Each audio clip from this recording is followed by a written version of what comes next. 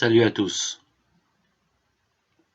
Aujourd'hui, je voudrais parler d'un nouveau modus operandi qui existe déjà depuis plus de 20 ans, dans lequel cela consiste en fait à prendre des gens pour des cibles, surtout quand ils ont un talent hors norme, quand ils sont très doués par rapport à quelque chose, ou bien dans plusieurs domaines. Ce fut mon cas d'ailleurs, où j'ai été doué dans plusieurs domaines, presque pratiquement tous les domaines du savoir.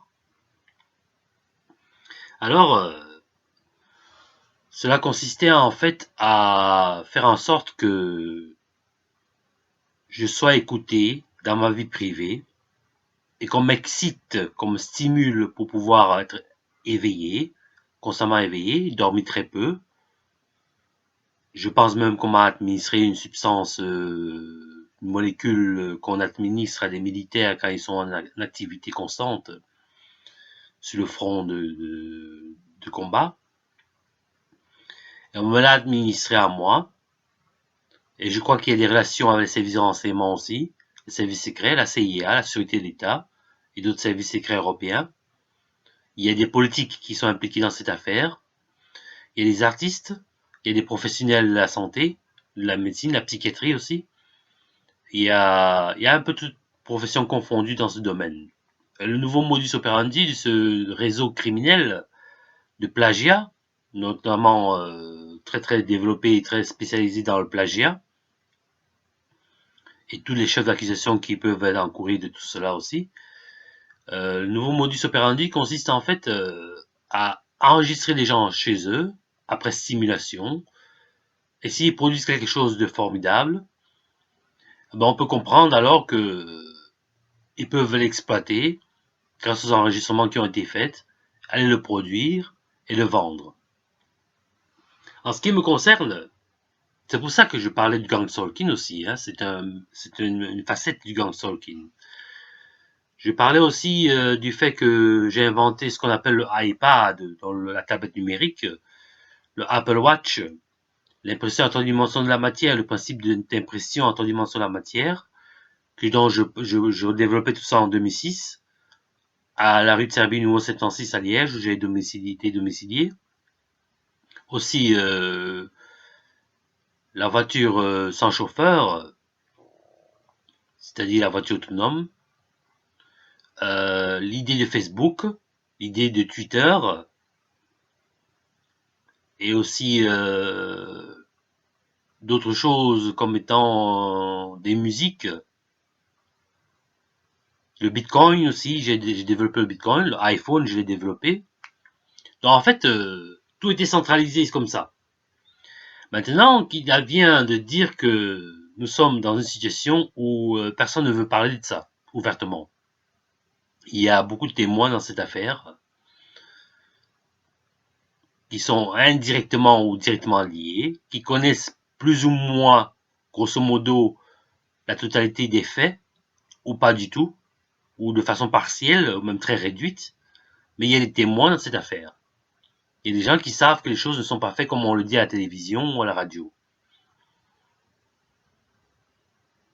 Alors, tout ça, compte tenu des circonstances qui doivent être développées maintenant, je veux dire que ce nouveau modus operandi, c'est de plagier. Le principe est de plagier les autres.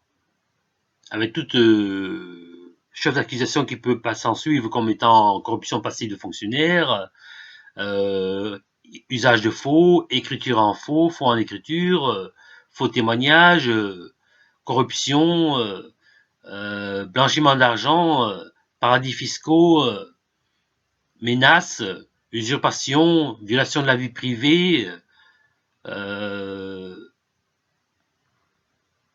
extorsion de fonds, extorsion de richesses intellectuelles, et encore je n'en cite que d'autres. Donc voilà, moi je n'ai pas de pouvoir pour réaliser des choses pareilles, mais j'ai été victime de ça. Ça fait partie d'une facette du gang stalking. Le gang stalking, c'est un harcèlement en réseau. Il y a d'autres personnes qui le vivent aussi, qui ont des facultés intellectuelles hors normes et qui sont mis hors système, et c'est à eux qu'on exploite comme de cette façon-là. Et il faut aussi que ces personnes puissent avoir comment on peut dire ça, un agenda bien riche, quoi, un agenda bien rempli pour pouvoir contacter au plus vite possible les gens. Et ce ne sont que des journalistes ou des politiciens qui ont ce genre d'agenda. Je vous l'assure, je vous le jure, sur la constitution belge, la constitution américaine et la constitution européenne, sur le droit pénal belge, le droit pénal européen, le droit pénal américain et canadien aussi, que ce que je vous raconte est vrai. Je peux même vous le jurer pour rapport aux religieux, je peux vous le jurer sur la Torah, sur le Coran, sur la Bible. Et sur Dieu aussi, pour ceux qui croient en Dieu. Moi, je suis ouvert à tous ces genres de valeurs. Mais je ne pratique pas ça de cette façon dont on peut interpréter. Là n'est pas le sujet. Le sujet, c'est vraiment tout ce qui a été fait comme violation du droit d'auteur de ma personne. En fait, tout seul, en réalité, tout seul, je ne pouvais pas réaliser tout ça en live, dans la mesure du matériellement possible. Mais le problème, c'est que je récitais, je parlais, toutes les choses sortaient de mon esprit, ouvertement et verbalement. Et par la suite, mes recherches de thèse scientifiques de 10 ans de recherche ont été confisqués. Mes outils personnels ont été confisqués. Tout a été confisqué à plusieurs reprises. Je me suis retrouvé sans rien, même sans domicile fixe aussi, où je n'avais plus droit à accès à quoi que ce soit. Et quand j'incite que le parquet intervienne par rapport à ça, on appelle ça aussi une association en crime organisé, quoi. Membre d'une bande en crime organisé, avec préméditation et menace de ma personne. Et c'est tellement scandaleux que les gens ne peuvent pas comprendre ce qui se passe. Mais bon, un jour ils comprendront bien ce qui s'est passé, hein. Parce que bon, il y a des traces. Il y a des traces et ces traces restent toujours ouvertes. Voilà. Ils me doivent beaucoup d'argent. Énormément d'argent sur tout ça. Il suffit qu'un juge d'instruction lise ce documentaire que j'ai fait. Et les preuves, comme quoi les preuves, bon, je peux vous citer Benabar, Richard Aberdeen, Stromae, Shakira, Lily Allen, le groupe Les Enfoirés, aussi Steve Jobs, euh, Steve Wozniak, Tim Cook, d'autres personnes encore que j'ai oublié le nom, qui étaient dans tout ça, Jonathan Paul Ive et encore d'autres personnes.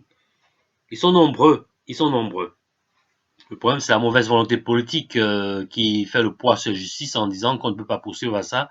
Et pourtant, ça peut faire rapporter sur l'iceberg, le principe de l'iceberg, ça peut faire rapporter 1 à 5 milliards d'euros à la Belgique pour fraude fiscale. Rien que pour ça.